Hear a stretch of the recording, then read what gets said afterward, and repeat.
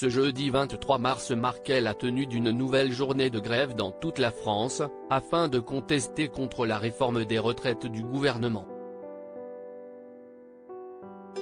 La CGT a annoncé qu'il y avait eu 3,5 millions de manifestants dans les rues du pays, tandis que le ministère de l'Intérieur a évoqué le nombre de 1,09 million de participants. Jean-Luc Mélenchon, qui est ouvertement contre le projet de loi d'Emmanuel Macron depuis ses prémices, était sur le plateau du JT du 20h de TF1. Auprès de Gilles Boulot, l'ancien député La France Insoumise a réitéré son point de vue et celui des membres de son parti sur cette question épineuse, en estimant qu'il y a une issue très simple à cette crise sociale, à part le retrait du texte.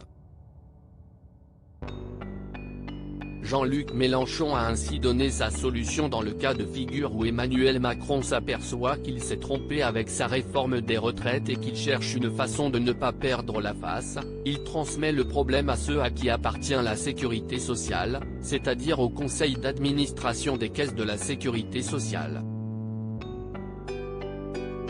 L'homme politique de 71 ans a ensuite mis en lumière quelque chose qu'il considère ironiquement comme étrange. En 2027, 2028, 2029, l'ensemble des caisses de la sécurité sociale seront à l'équilibre.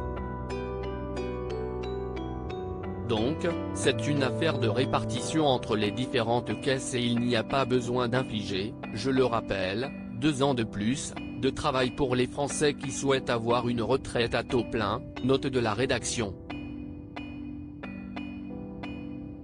Supérieur à Jean-Luc Mélenchon, découvrez les femmes qui ont compté dans sa vie. Est-ce que l'État vient faire là-dedans?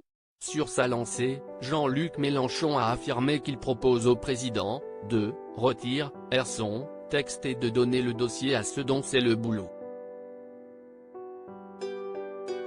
C'est à eux de s'arranger pour décider les cotisations, peut-être qu'il faut augmenter, a-t-il assuré, en faisant référence aux patrons et aux représentants syndicaux.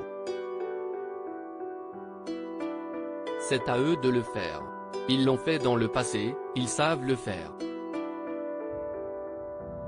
Qu'est-ce que l'État vient faire là-dedans? Ce n'est pas à lui, la caisse de la Sécu. Elle appartient aux cotisants, a-t-il déclaré, cash.